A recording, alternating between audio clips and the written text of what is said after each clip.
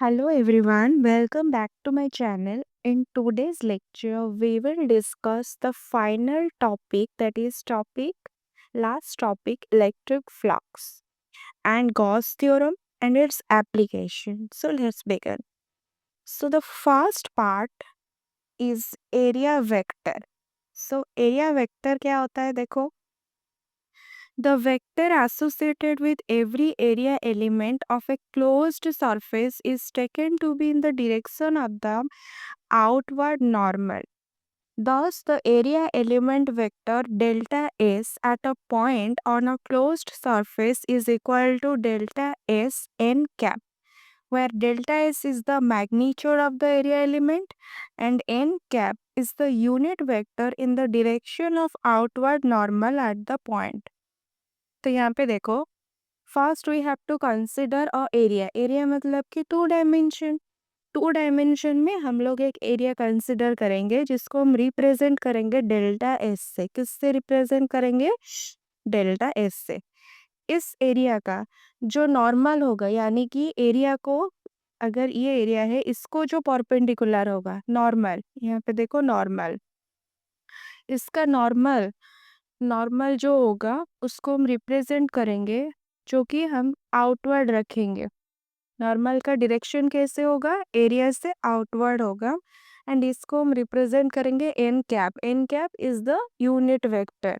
N cap is the unit vector. Okay, तो area vector, area हो गया आपका delta s.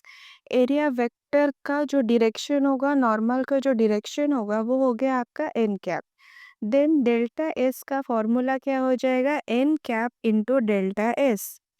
N cap into delta s. Okay, यहाँ पे n cap is showing the, वो क्या शो कर रहा है? आपका डायरेक्शन को शो कर रहा है, नॉर्मल का डायरेक्शन. नॉर्मल यानी कि एक परपेंडिकुलर, जो कि एरिया एरिया को परपेंडिकुलर है. एंड उसका डायरेक्शन कैसा है? Outward. Outward from the plane. Outward from the plane. Okay, इसका direction in the direction of outward normal at the point. Delta S आपका हो गया क्या? Magnitude of the area element. तो यहाँ पे देखो, ये वाला जो डेल्टा एस, ये आपका मैग्नीट्यूड को रिप्रेजेंट कर रहा है. एन कैप आपका किसको रिप्रेजेंट कर रहा है? डायरेक्शन को रिप्रेजेंट कर रहा है. तो एरिया एलिमेंट वेक्टर, ये वाला जो डेल्टा एस है, this is area element vector. Okay, तीनों चीज क्लियर हो गया. यहाँ पर भी एक एरिया आपको गिवन है और यहाँ पे भी वही सेम फॉर्मूला आएगा. डेल्टा एस आपका हो गया area element vector. N cap हो गया आपका क्या? Direction. Delta s is the magnitude. Okay, this is all about your area vector. इसको याद रखना, इसका जो रिप्रेजेंटेशन होगा उसको हम डेल्टा एस में रिप्रेजेंट करेंगे. ठीक है, नेक्स्ट देखो इलेक्ट्रिक फ्लक्स. इलेक्ट्रिक फ्लक्स क्या होता है?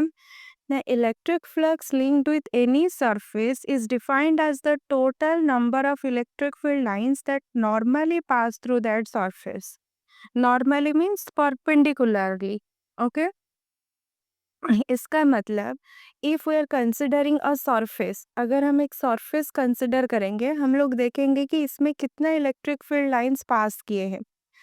कितना इलेक्ट्रिक फील्ड लाइंस, नंबर्स देखेंगे, number of electric field lines that pass through the surface, उसको ही हम क्या बोलेंगे? इलेक्ट्रिक फ्लक्स बोलेंगे. अगर हम देखो, इलेक्ट्रिक फ्लक्स का जो यूनिट होता है वो फाई होगा.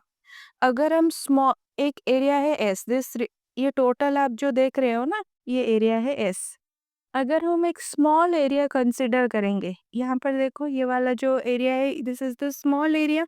अगर हम ये स्मॉल एरिया कंसिडर करेंगे तो उसको हम कैसे रिप्रेजेंट करेंगे? डी एस से. डी मतलब कि स्मॉल, डी एस से रिप्रेजेंट करेंगे. तो इस डी एस के वजह से जो इलेक्ट्रिक फ्लक्स आएगा उसको हम किससे रिप्रेजेंट करेंगे? डी फाई से रिप्रेजेंट करेंगे. Okay, so electric flux d phi through a small area element d S due to an electric field, यहाँ पे है E, at an angle theta with d S. Okay, तो यहाँ पे क्या बोला जा रहा है कि जो डी एस मतलब कि ये जो सरफेस एरिया एलिमेंट है उसका मैग्नीट्यूड आपका हो गया डी एस. इलेक्ट्रिक फील्ड का डायरेक्शन आप देख सकते हो इस तरफ है, ds का डायरेक्शन यानी कि जो नॉर्मल परपेंडिकुलर जो हमने बताया था, नॉर्मल एन कैप जो बोलते हैं उसका डायरेक्शन है परपेंडिकुलरली। दोनों के बीच का जो एंगल है वो कितना गिवन है, थीटा।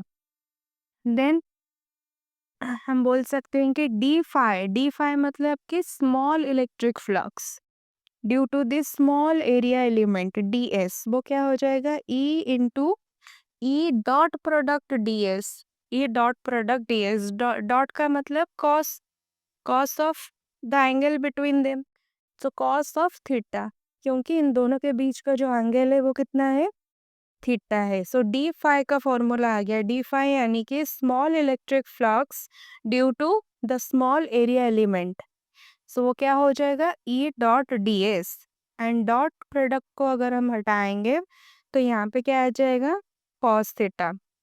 थीटा मतलब कि अगर इन दोनों के बीच का एंगल अल्फा होता तो यहाँ पे कॉस अल्फा आता, अगर इन दोनों के बीच का एंगल बीटा होता तो कॉस बीटा आता, राइट।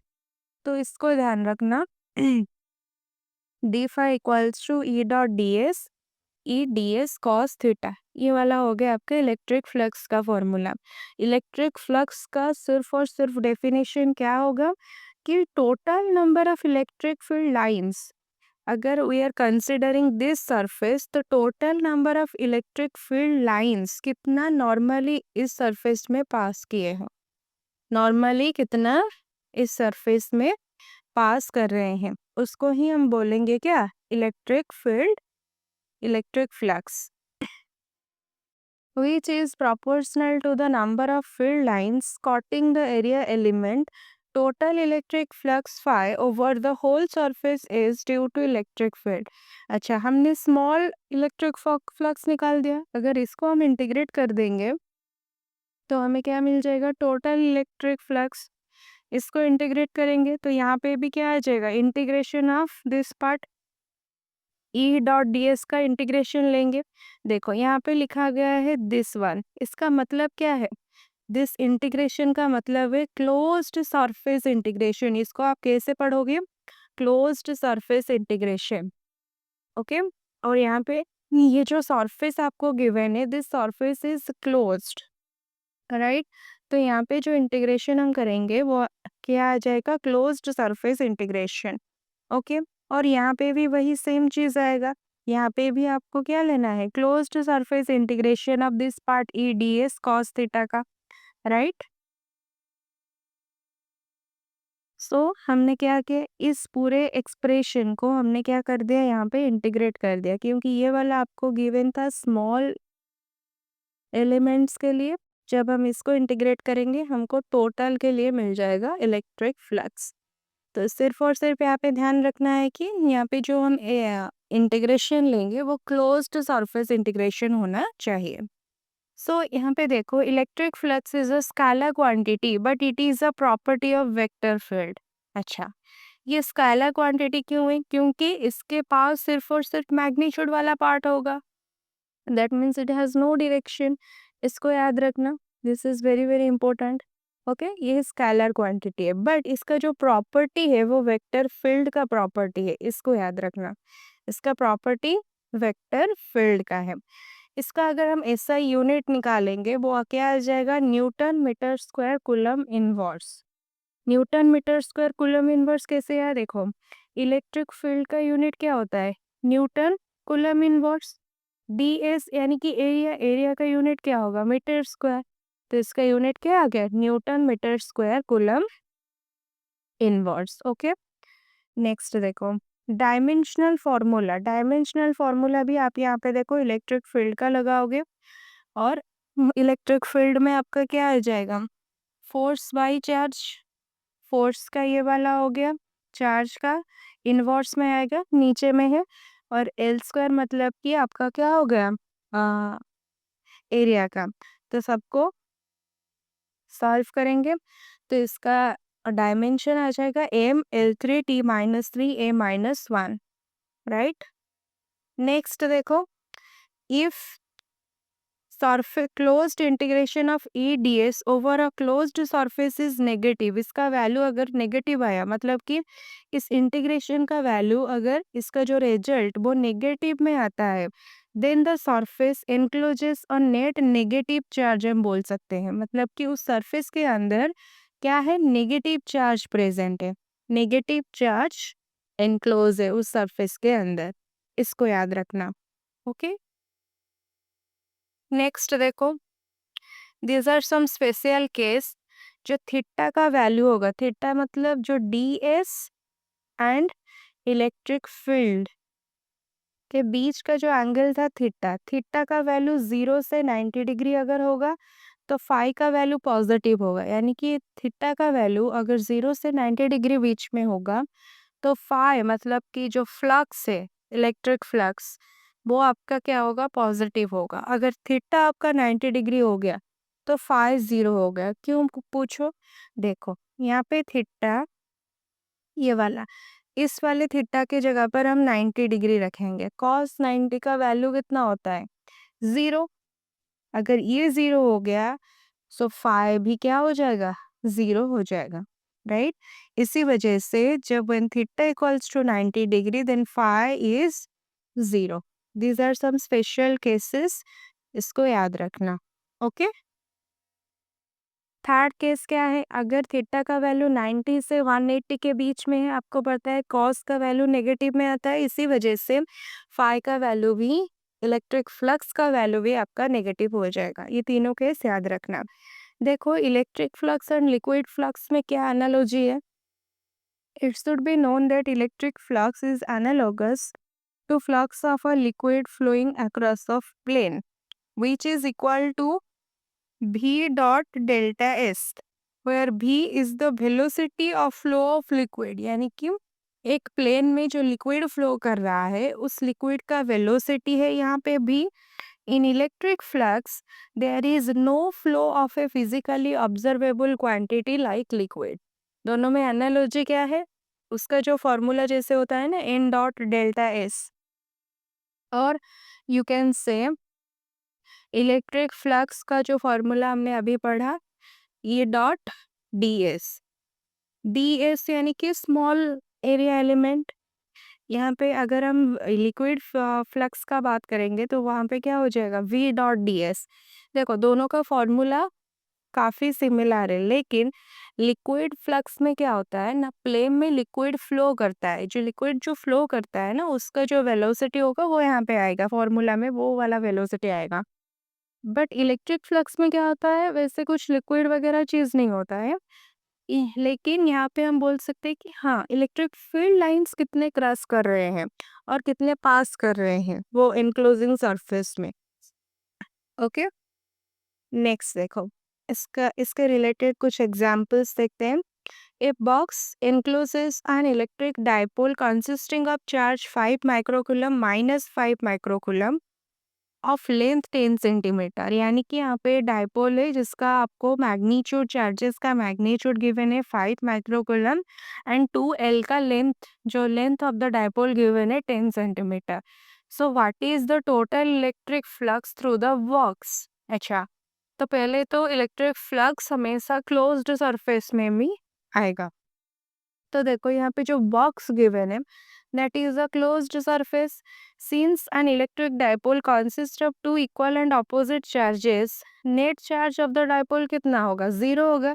क्योंकि यहाँ पे देखो, let suppose this is point A and this is point B, यहाँ पे -5 माइक्रोकुलम का चार्ज प्रेजेंट है, यहाँ पे +5 माइक्रोकुलम चार्ज प्रेजेंट है। ये जो 2L डिस्टेंस है इसका गिवन है 10 सेंटीमीटर। तो ये वाला आपका क्या डायपोल कंसिस्ट, डायपोल बना रहा है, दिस होल अरेंजमेंट। ओके, तो हम बोल सकते हैं कि इसका अगर हम टोटल चार्ज और net charge of the dipole निकालेंगे तो क्या हो जाएगा, -5 microcoulomb +5 microcoulomb, it will be 0, right. तो टोटल चार्ज वो जो आ गया वो आ गया 0 आपका। Hence the net electric flux coming out of the closed surface of the box और थ्रू द बॉक्स भी 0 आएगा। अगर आपका नेट चार्ज जो क्यू नेट आया, अगर ये वाला पार्ट आपका 0 आ रहा है इसका मतलब उसमें से जो इलेक्ट्रिक फ्लक्स आएगा वो भी आपका क्या हो जाएगा, फाई का वैल्यू भी ज़ीरो आ जाएगा। इसको याद रखना, फाई का वैल्यू भी इसी वजह से ज़ीरो आया क्योंकि वहाँ पे कुछ चार्जेस ही प्रेजेंट नहीं है। अगर चार्जेस प्रेजेंट नहीं होंगे, वो इलेक्ट्रिक फील्ड को एक्सपीरियंस नहीं करेंगे, इलेक्ट्रिक फील्ड्स नहीं होंगे तो वहाँ पे इलेक्ट्रिक फील्ड लाइंस ही नहीं होगा। ओके, इसको याद रखना। नेक्स्ट जो इम्पोर्टेंट आपका टॉपिक आ रहा है that is Gauss theorem. Gauss theorem का स्टेटमेंट याद रखना, इसका एप्लीकेशन से that are very very important. So the surface integral of the electric field intensity का surface integral over any closed surface, यानी कि पहले तो इलेक्ट्रिक फील्ड इंटेंसिटी यानी कि ई, इसका हम लेंगे सरफेस इंटीग्रेशन, वो भी मेंशन किया गया है closed surface integration. Surface integration यानी कि विथ रिस्पेक्ट टू यहाँ पे सरफेस होगा, यहाँ तक हो गया। वो जो सरफेस होगा, जो क्लोज्ड सरफेस लेंगे हम, इस क्लोज्ड सरफेस को यहाँ पे बोला जा रहा है, इस this surface is known as your Gaussian surface. This surface को हम बोलेंगे क्या, गॉसियन सरफेस, इसको याद रखना। नेक्स्ट देखो, इन फ्री स्पेस का मतलब कि यहाँ पे अगर हम इसको देखेंगे, फ्री स्पेस का मतलब is equal to 1/ε0 times the net charge enclosed within the surface, यानी कि इसका वैल्यू, इस टोटल का वैल्यू क्या हो जाएगा, 1/ε0 the total charge enclosed Q net. यहाँ पे क्यू नेट का मतलब क्यू एनक्लोज्ड, यहाँ पे ऐसे भी आप लिख सकते हो, क्यू नेट के जगह पर क्यू एनक्लोज्ड, क्यू एनक्लोज्ड। इस टोटल वैल्यू को हम बोलेंगे क्या, फाई ई। फाई ई मतलब आपका क्या हो गया, electric flux, right. Gauss theorem समझ में आया। देखो, हमारे पास एक क्लोज्ड सरफेस है, क्लोज्ड सरफेस है यानी कि अगर यहाँ पे एक चार्ज, इस इस क्लोज्ड सरफेस में अगर चार्ज होगा तो वो इलेक्ट्रिक फील्ड को एक्सपीरियंस करेगा।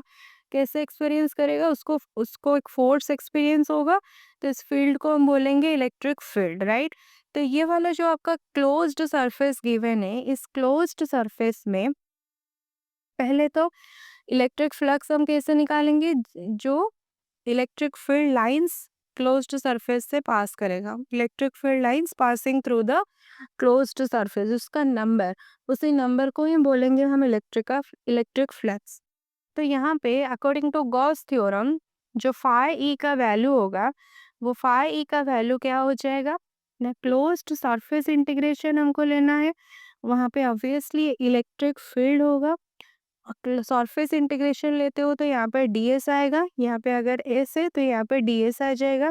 इसका जो वैल्यू होगा वो बोल रहा है कि 1/ε0 टाइम्स, एप्सिलॉन नॉट क्यों है, क्योंकि अभी हमने बताया कि वो फ्री स्पेस में है, फ्री स्पेस की वजह से इसको क्या बोलते हैं, फॉर्मिटिविटी।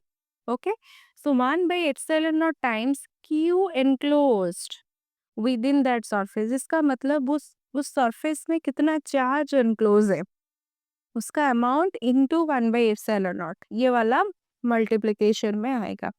इस पूरे ये वाला जो पूरा आ गया, this is your Gauss theorem, this is your Gauss theorem. And the closed surface, जो क्लोज्ड सरफेस होगा उसी को ही हम बोलेंगे क्या, गॉसियन सरफेस, उसी को ही क्या बोलेंगे हम, गॉसियन सरफेस। ओके, तो यहाँ पे देखो ये वाला पार्ट आपका फॉर्मूला है, phi E equals to, phi is the representation of electric flux, closed surface integration E dot D s, यहाँ पे आ गया क्या, 1/ε0 टाइम्स क्यू इनक्लोज्ड, हमने बताया क्यू इनक्लोज्ड मतलब कि यहाँ पे लिखा गया है sum of I equals to 1 to n Q I, इसका मतलब क्या है, आई का वैल्यू 1 से लेकर n तक, this is Q1 Q2 up to Qn, right. इसको अगर मैं खोलूंगी तो ये वाला चीज आएगा ना, राइट। इसका मतलब टोटल चार्ज कितना एनक्लोज हुआ है उस सरफेस के, total charge enclosed within that surface. Okay, this is the Q enclosed, इसके जगह पर आप क्यू एनक्लोज्ड ऐसे भी लिख सकते हो, ठीक है। Where Q is equal to sum of I equals to 1 to n. Qi is the algebraic sum of all the charges inside the closed surface. Hence, total electric flux over a closed surface in vacuum के वजह से epsilon naught आया is 1 by epsilon naught times the total charge within the surface, regardless of the how the charges may be distributed. So charges का distribution से हमें कोई फर्क नहीं पड़ेगा, लेकिन हमको चाहिए क्या, टोटल चार्ज कितने हैं सरफेस में. अगर यहाँ पे देखो अगर यहाँ पे प्लस का 2 चार्ज है और माइनस का प्लस का 3 चार्जेस है और माइनस का 2 चार्जेस है, तो इसका टोटल कितना आएगा, प्लस में ही आएगा, एक ही चार्ज बचेगा. इसका टोटल चार्ज आएगा, क्योंकि ये प्लस से ये माइनस कैंसिल हो जाएगा, एक प्लस से और एक माइनस कैंसिल हो जाएगा, तो एक ही चार्ज बचेगा. इसका नेट चार्ज कितना आएगा, पॉजिटिव चार्ज आएगा, एक ही चार्ज आएगा. तो इसको ही बोलेंगे हम क्या, नेट चार्ज कितना एनक्लोज है सरफेस के अंदर. और एक एग्जांपल से समझो, जैसे यहाँ पे एक क्लोज्ड सरफेस है. इसी क्लोज्ड सरफेस को जब हम इसमें गॉस लॉ अप्लाई करेंगे, इसी क्लोज्ड सरफेस को हम क्या बोलेंगे, Gaussian surface. Gaussian surface. Let suppose यहाँ पे Q1 Q2 Q3, प्लस का Q1 माइनस का Q2 लेट प्लस का Q3, ऐसे करके चार्ज प्रेजेंट है. तो इसका Q नेट क्या आ जाएगा, Q नेट, और you can say Q enclosed. Q enclosed को कितना आएगा, Q1 plus Q3 minus Q2. This is the Q enclosed of this closed Gaussian surface. वही यही वाला होता है आपका क्या, Q enclosed, राइट. इसको याद रखना, ठीक है. नेक्स्ट देखो, इसका प्रूफ आपको गिवन है, proof of Gauss theorem for spherically symmetric surface. कैसे होना चाहिए वो सरफेस, कैसे होना चाहिए, स्फेरिकली सिमेट्रिक सरफेस. ओके, देखो, electric flux through a surface element ds का मतलब पता है, if we are considering a surface as, then हम इसका जो छोटा हिस्सा लेंगे, इस छोटे हिस्से को ही हम बोलेंगे ds. तो ds का फॉर्मूला क्या हो जाएगा, electric flux small d phi e dot ds. इसको हमने अभी देखा था, ये वाला फॉर्मूला को. यहाँ पे इलेक्ट्रिक फील्ड का फॉर्मूला पुट करेंगे 1/4πε0. इस सरफेस में अगर चार्ज Q होगा, Q divided by r² r cap, ये वाला क्या हो गया, कंसिडरिंग ये वाला जो पॉइंट हमने यहाँ पे जो small area element and the charges के बीच का जो डिस्टेंस है, let suppose that distance is your r. तो क्या हो जाएगा, इलेक्ट्रिक फील्ड का formula 1/4πε0 Q/r² r cap, electric field का फॉर्मूला याद होगा. और यहाँ पे ds के जगह पर हम लिख सकते हैं ds इंटू एन कैप. अभी हमने आपको बताया था ds is the vector area, area vector. इसको हम लिखेंगे इसका मैग्नीट्यूड इनटू इसका क्या, यूनिट वेक्टर. ओके, यहाँ तक हो गया.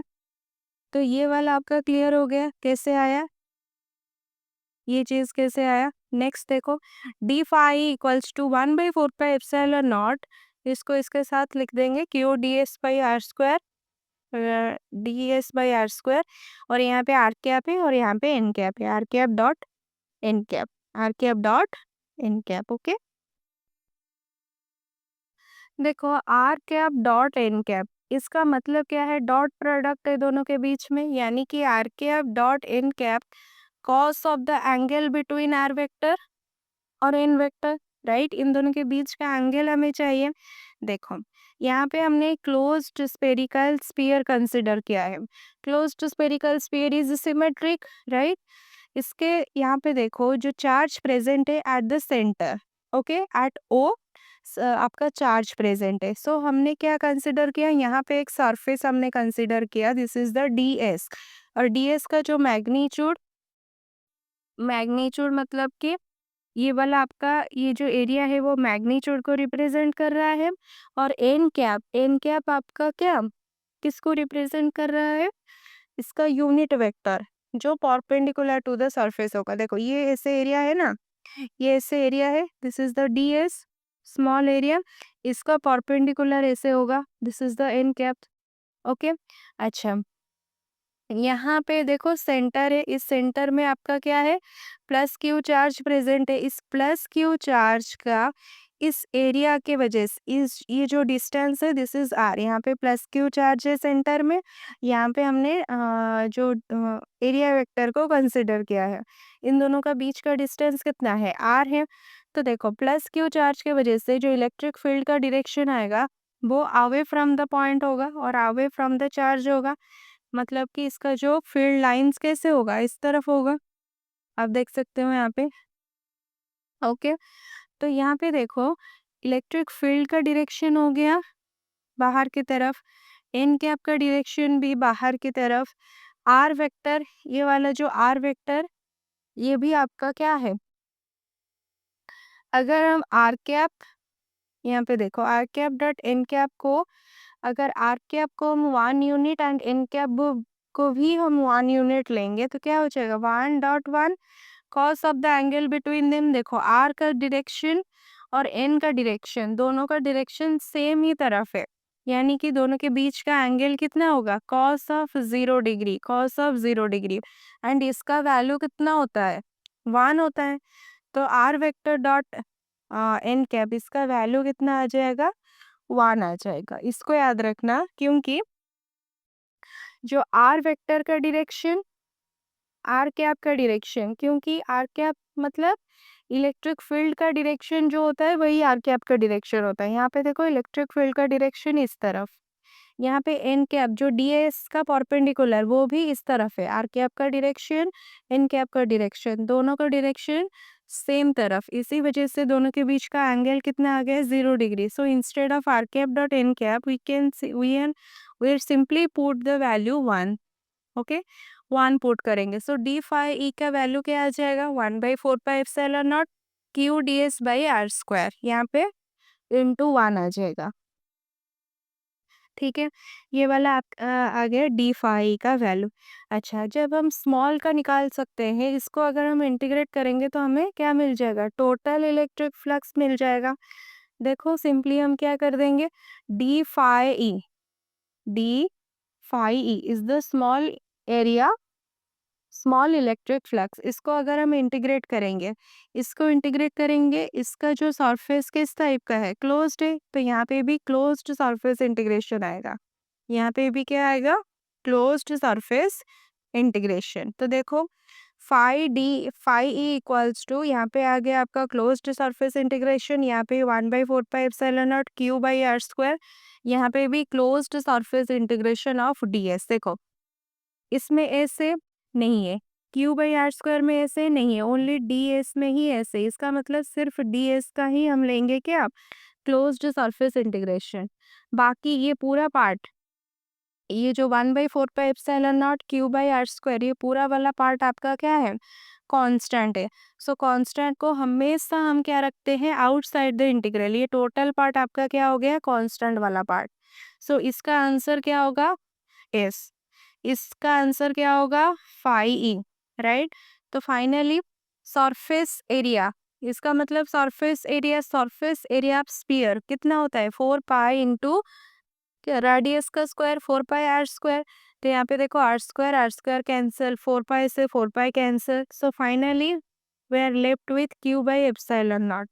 सो फाई का वैल्यू क्या आ गया, क्यू बाई एप्सिलॉन नॉट। यही तो था गॉस थ्योरम, था कि नहीं, क्या था, phi e equals to 1/epsilon naught times the charge enclosed within that closed surface।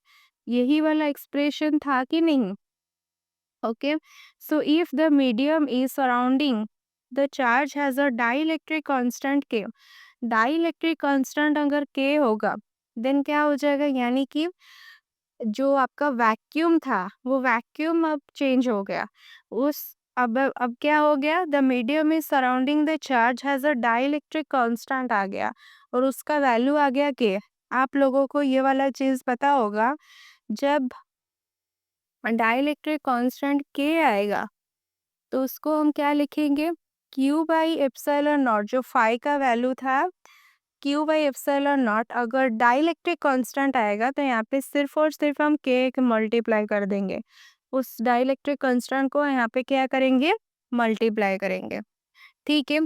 अच्छा, और ये भी चीज आपको पता होगा, एप्सिलॉन नॉट इंटू के आपको पता है, इसका अदर रिप्रेजेंटेशन क्या है, एप्सिलॉन आर। तो अभी बताओ, epsilon naught into K is equal to epsilon, right. और we can say epsilon naught into epsilon r is equal to epsilon. Okay, ये वाला आपका सेकेंड पार्ट या फर्स्ट पार्ट में कवर हुआ होगा। ओके, तो देखो यहाँ पे एप्सिलॉन नॉट मतलब कि permittivity of free space, this is the dielectric constant और रिलेटिव परमिटिविटी, एप्सिलॉन यानी कि permittivity of the medium. Okay, तो अब हम क्या करेंगे, इंस्टेड ऑफ के इंटू एप्सिलॉन नॉट हम पुट कर देंगे एप्सिलॉन। तो अभी जो न्यू वैल्यू आ गया किसका, फाई ई का, वो क्या आ गया, q divided by epsilon, q divided by epsilon. तो आपको याद हो गया, phi E equals to q divided by epsilon naught. ये वाला कब आएगा, व्हेन वैक्यूम होगा। Phi e is equal to q divided by epsilon कब होगा, जब यहाँ पे अदर मीडियम होंगे, अदर मीडियम की वजह से यहाँ पे एप्सिलॉन आएगा। क्लियर। नेक्स्ट देखो, if there is no net charge within the closed surface, यानी कि अगर क्यू का वैल्यू अगर जीरो हो गया, तो बताओ फाई भी तो जीरो होगा। यहाँ पे अगर मैं जीरो पुट करूंगी तो फाई का वैल्यू भी जीरो आएगा। The total electric flux through a closed surface is zero if no charge is enclosed by the surface. ये वाला पॉइंट आपको याद रखना है। ठीक है, अगर क्यू जीरो होगा, अल्टीमेटली फाई का वैल्यू और फ्लक्स का वैल्यू भी आपका क्या हो जाएगा, जीरो हो जाएगा। नेक्स्ट देखो, some features of Gauss law. Gauss law is true for any closed surface, no matter what its shape और साइज। जैसे भी करके सरफेस हो, बट वो क्लोज होना चाहिए। अगर वो सरफेस क्लोज है, देन गॉस लॉ अप्लाई हो सकता है, right. Next point, in the situation when the surface is so chosen that there are some charges inside and some outside, the electric field is due to all charges both inside and outside the closed surface. अगर ये वाला एक closed surface है, अगर यहाँ पे भी charges कुछ है और यहाँ पे भी charges कुछ है, बाहर भी कुछ charges है, अंदर भी कुछ charges है, तो हम क्या करेंगे, बाहर outside the surface and inside the surface, दोनों के वजह से हम क्या करेंगे, इलेक्ट्रिक फील्ड निकालेंगे। वो आगे होगा, उसका एप्लीकेशन वाले पार्ट में हम देखेंगे वहाँ पे। नेक्स्ट देखो, Gauss law is often useful when the system has some symmetry, this is facilitated by the choice of a suitable Gaussian surface. Okay, तो सिमेट्री सरफेस के लिए this is very very helpful Gauss law. Next देखो, इसके related एक example, यहाँ पे example देखो, a charge q is placed at the center of a cube of side L. What is the electric flux passing through each face of the cube? Okay, आपको एक cube given है, cube का side आपको given है कितना, L। Okay, ये वाला भी साइड L, ये भी side L and this side is also L। तो हमें पता है कि जो इसका जो टोटल इलेक्ट्रिक फ्लक्स आएगा इस क्यूब के वजह से, वो आपका आ गया phi equals to Q by epsilon naught. But we know cube has how many faces, 6 faces, right. So each face के लिए कितना आ जाएगा, अगर टोटल आपका इतना होगा क्यू बाई एप्सिलॉन नॉट, तो ईच फेस के लिए क्या आएगा, Q divided by 6 epsilon naught, right और नॉट। ठीक है, देखो यहाँ पे, so total electric flux linked with the cube, इसका वैल्यू आया phi equals to Q by epsilon naught. आज charge it at centre, charge किस कहाँ पे है, सेंटर में है। Therefore electric flux is symmetrically distribute होगा थ्रू ऑल 6 फेसेस। आपको समझ में आ रहा है, कि चार्ज कहाँ पे है, देखो चार्ज पूरा सेंटर में है, यहाँ पे कहीं होगा, पूरा सेंटर में होगा, यहाँ पे कहीं। अगर सेंटर में होगा तो वो हर फेसेस को सिमेट्रिकली चार्ज डिस्ट्रीब्यूट हो रहा होगा, जैसे सामने वाले को हो रहा होगा, पीछे वाले को भी सेम, हर फेसेस को, 6 फेसेस को सेम इक्वली और सिमेट्रिकली डिस्ट्रीब्यूट हो रहा होगा, राइट। तो हम बोल सकते हैं कि जो flux linked with each face के लिए क्या आ जाएगा, flux linked with each face 1/6 times of phi, so 1/6 of Q by epsilon naught, that is equals to Q by 6 epsilon naught. Okay, Q by 6 epsilon naught, इसको याद रखना। Next example देखो, figure shows 3 point charges plus 2q minus q plus 3q. Two charges are enclosed within the surface, वो दिख रहा है, ये दोनों charges inside the surface है। What is the electric flux due to this configuration through the surface? देखो यहाँ पे जो सरफेस आपको गिवन है वो तो क्लोज्ड सरफेस है। यहाँ पे दो चार्ज आपका इनसाइड में है और एक चार्ज आपका आउटसाइड है। तो हमें पूछ रहा है कि total electric flux due to this closed surface, तो क्या हो जाएगा, यहाँ पे देखो electric flux through closed surface, जब हम फाई का वैल्यू निकालेंगे तो हमने क्या बोला था कि फॉर्मूला में क्या आएगा, 1/एप्सिलॉन नॉट ऑफ क्यू एनक्लोज्ड, यानी कि सरफेस के अंदर कितना चार्ज प्रेजेंट है। तो सरफेस के अंदर एक प्लस का 2q माइनस का q, तो वो क्या आ गया, प्लस का q divided by epsilon not. As charge plus 3q is outside the closed surface is, therefore it would not be taken into consideration. इसको याद रखना, इसको हम कंसिडर ही नहीं करेंगे जब हम इलेक्ट्रिक फ्लक्स निकाल रहे होंगे इन अप्लाइंग गॉस थ्योरम।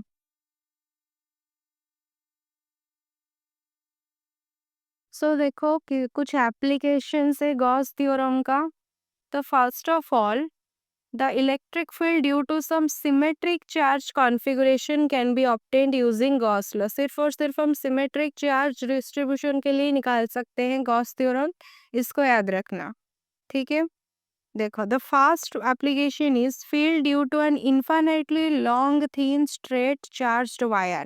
आपको एक यहाँ पे देखो infinitely long, बहुत लंबा है, infinity उसका लेंथ है, okay, infinitely long charged wire, वो स्ट्रेट चार्ज भी है स्ट्रेट भी है। देखो ये वाला जो आप देख रहे हो ना, ये वाला this is the infinitely long charged, मतलब कि यहाँ तरफ भी इसका इन्फिनिटी लेंथ है।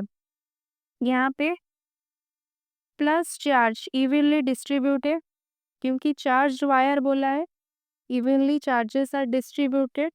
तो नेक्स्ट हम क्या करेंगे, इसी चार्ज के वजह से हम निकालेंगे field due to an infinitely long thin straight charged wire. This is the first application. देखो पहले तो हम कंसिडर करेंगे an infinitely long thin straight wire with uniform linear charge density. ये एक लाइन में है ना, ये एक लाइन चार्ज है, तो यहाँ पे जो चार्जेस आर डिस्ट्रीब्यूटेड एक लाइन में डिस्ट्रीब्यूट होंगे, तो यहाँ पे क्या आ जाएगा, linear charge density. Linear charge density मतलब कि लैम्डा आएगा, ओके। नेक्स्ट देखो, from symmetry the electric field is everywhere radially in the plane cutting the wire normally and its magnitude only depends on the radial distance r. अच्छा, अगर हम इसका एक छोटा सा हिस्सा कंसिडर करेंगे, ओके, इस देखो ये वाला आपका लाइन है, इसको सिमेट्री मतलब अगर हम एक सिलेंडर कंसिडर करेंगे तो यहाँ पे भी ये वाला हिस्सा और ये वाला हिस्सा दोनों क्या हो जाएंगे, आपस में सिमेट्रिक, दोनों में सिमेट्री बराबर रहेगा। तो अब हम क्या करेंगे, इस लाइन को एक्सिस लेके एक सिलेंडर कंसिडर करेंगे, इस लाइन के चारों ओर हम एक सिलिंड्रिकल सिमेट्री कंसिडर करेंगे, ठीक है। ये वाला चीज समझ में आया। और जो एक्सिस ऑफ द लाइन मतलब कि एक्सिस ऑफ द सिलेंडर और ये वाला हिस्सा, इसके बीच का जो डिस्टेंस है वो कितना है, आर गिवन है, this distance is your are.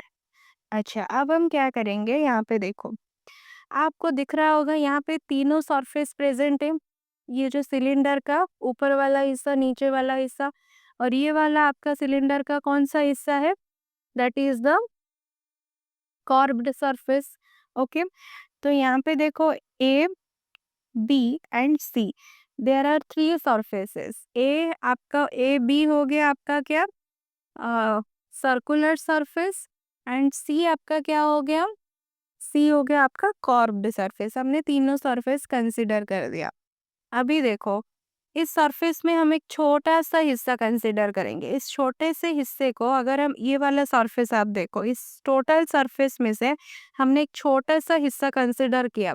उस छोटे से हिस्से का जो यूनिट वेक्टर का डायरेक्शन होगा वो क्या होगा, मतलब कि यहाँ पे अगर मैं छोटा सा हिस्सा कंसिडर करूंगा, इसका यूनिट वेक्टर का डायरेक्शन इस सरफेस को परपेंडिकुलर रहेगा, राइट। एंड सारे सरफेस में इलेक्ट्रिक फील्ड का डायरेक्शन हमने कंसिडर किया अपवर्ड। इलेक्ट्रिक फील्ड का डायरेक्शन ऑब्वियसली अपवर्ड होंगे, क्योंकि देखो यहाँ पे प्लस चार्जेस प्रेजेंट है। प्लस चार्जेस की वजह से इलेक्ट्रिक फील्ड का डायरेक्शन ऐसे होगा और ये नीचे में ऐसे होगा, मतलब कि वो चार्जेस से दूर भाग, to away from the charges, right. Electric field का डायरेक्शन, तो फास्ट ए सरफेस के लिए इलेक्ट्रिक फील्ड का डायरेक्शन अपवर्ड आया, एंड एन कैप आया कैसे, परपेंडिकुलर टू द सरफेस, यानी कि दोनों के बीच का एंगल कितना आया, ए के लिए 90 डिग्री। अच्छा, 90 डिग्री आ गया। सिमिलरली आप बताओ बी के लिए क्या आएगा। बी में भी यहाँ पे एक सरफेस है बी। बी में हम एक वैसे ही एक छोटा सा हिस्सा कंसिडर करेंगे। उसमें जो एन कैप का डायरेक्शन होगा वो परपेंडिकुलर टू द सरफेस होगा, एंड इलेक्ट्रिक फील्ड का डायरेक्शन अपवर्ड। दोनों के बीच का एंगल कितना, यहाँ पे भी 90 आया। सिमिलरली जब हम कर्व्ड सरफेस लेंगे उसमें ही एक हिस्सा कंसिडर करेंगे सी। सी में आप देखो, जब हम छोटा सा हिस्सा कंसिडर करेंगे उसमें क्या होगा, जो एन कैप का डायरेक्शन होगा वो परपेंडिकुलर टू द सरफेस होगा, और इलेक्ट्रिक फील्ड का डायरेक्शन भी उसी तरफ होगा। यानी कि हम बोल सकते हैं यहाँ पे दोनों के बीच का एंगल कितना आ गया, 0 डिग्री। कितना आ गया, 0 डिग्री। तो देखो, आई होप ये वाला पूरा जो चीज़ यहाँ पे लिखा गया है, n cap, E vector, this is the length of the cylinder L, तो ये वाला पूरा आपको क्लियर हुआ होगा। ओके, तो नेक्स्ट हम देखेंगे फ्रॉम गॉस लॉ, फाई का फॉर्मूला होता है closed surface integration E dot D S Q by epsilon naught. So now phi E equals to closed surface integration E dot D S equals to, D S को हम break करके लिख सकते हैं। D S को ऐसे भी लिखा जा सकता है, हमें अभी बताया कि डी एस का मैग्नीट्यूड डॉट एन कैप, इसको हम ऐसे करके लिख दिए, एन कैप डी एस। अच्छा, हमारे पास कितना टोटल सरफेस था, 3 सरफेस था, यानी कि जो टोटल वैल्यू होगा वो तीनों हिस्सों में बंट जाएगा। तीनों हिस्सों में बराबरली हम उसको डिस्ट्रीब्यूट कर देंगे। तो ए सरफेस के लिए आएगा प्लस बी सरफेस के लिए आएगा प्लस सी सरफेस के लिए आएगा। इस पूरे पार्ट को आप ब्रेक करेंगे तीन हिस्सों में। ए सरफेस के लिए भी लिखोगे, बी सरफेस के लिए भी लिखोगे, सी सरफेस के लिए भी लिखोगे। ओके, तो यहाँ पे देखो नेक्स्ट, तो दैट इम्प्लाइज ये वाला part as it is surface integration, closed surface integration E dot D S. A surface के लिए एंगल कितना आया था, 90 डिग्री। बी के लिए भी 90 डिग्री आया था, बट सी के लिए हमने देखा था कि 0 डिग्री आ रहा था। तो वहाँ पे क्या था, ई डॉट डी एस। ई डॉट डी एस मतलब E dot E D S cos of angle between them.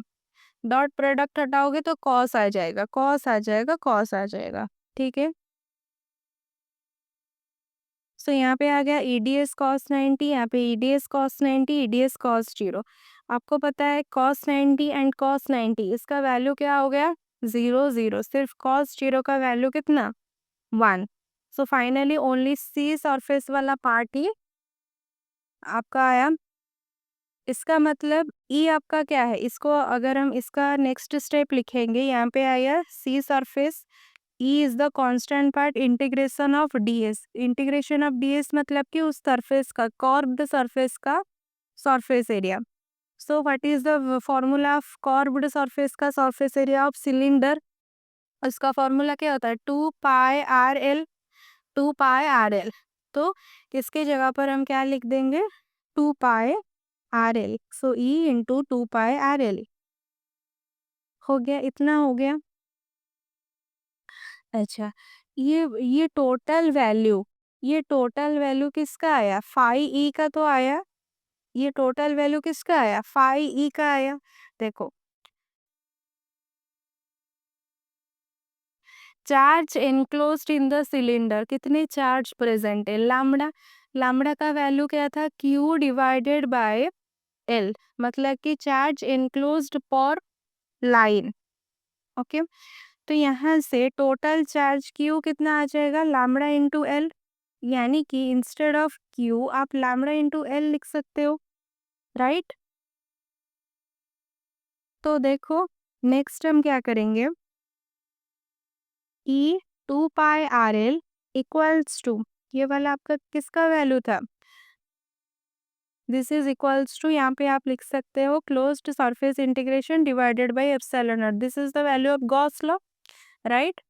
तो इसको अब जब हम सॉल्व करेंगे तो नेक्स्ट क्या आ जाएगा, देखो, this is equals to your Q divided by epsilon naught, instead of Q आप क्या लिखोगे, lambda into L divided by epsilon naught, this equation and this part, इसको अगर हम कंपेयर करेंगे, यहाँ से हम क्या लिख सकते हैं, ई का वैल्यू, ई का वैल्यू क्या आ जाएगा, लैम्डा एल, यहाँ पे 2 पाई RL नीचे आ जाएगा इंटू एप्सिलॉन नॉट।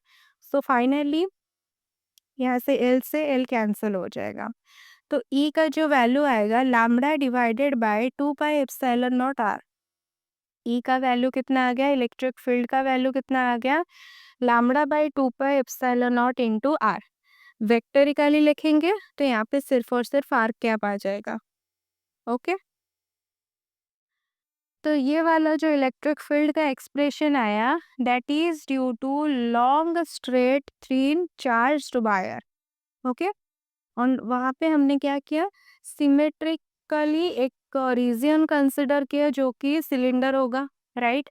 देखो, ये वाला अगर एक लाइन है तो यहाँ पे मैं ऐसे सर्कल और स्फीयर तो नहीं ड्रॉ कर सकती हूँ, ये तो क्या होगा, तो बेटर क्या होगा अगर हम यहाँ पे सिलेंडर कंसिडर करेंगे जो कि इक्वल सिमेट्री को रिप्रेजेंट करेगा, है ना। लाइन के केस में सिमेट्री को रिप्रेजेंट करने के लिए हम क्या करेंगे, सिलेंडर कंसिडर करेंगे इंस्टेड ऑफ एनी स्फीयर, इसको याद रखना। नेक्स्ट देखो, तो the direction of the electric field is radially outward from the positive line charge, obviously ये वाला आपका था लाइन चार्ज, इलेक्ट्रिक फील्ड का डायरेक्शन रेडियली कैसे था, आउटवर्ड था। For negative line charge it will be radially inward, यहाँ पे पॉजिटिव चार्जेस प्रेजेंट है, अगर इस लाइन में आपका नेगेटिव चार्जेस प्रेजेंट होता तो वो इस तरफ होता, इलेक्ट्रिक फील्ड का डायरेक्शन कैसे होता है, ऐसे, यहाँ पे भी ऐसे होता, इसको याद रखना। नेक्स्ट देखो, दस electric field due to linear charge is inversely proportional to the distance from the linear charge. The variation of electric field with distance वो आपको गिवन है डायग्राम में। देखो, इस वाले फॉर्मूला से या जो इलेक्ट्रिक फील्ड का एक्सप्रेशन आया, ई एंड आर का रिलेशन कैसा है, ई प्रोपोर्शनल टू 1/r, यानी कि अगर आर बढ़ेगा तो ई घटेगा, अगर आर घटेगा तो ई बढ़ेगा, यानी कि दोनों का रिलेशन कैसा है, इनवर्सली है।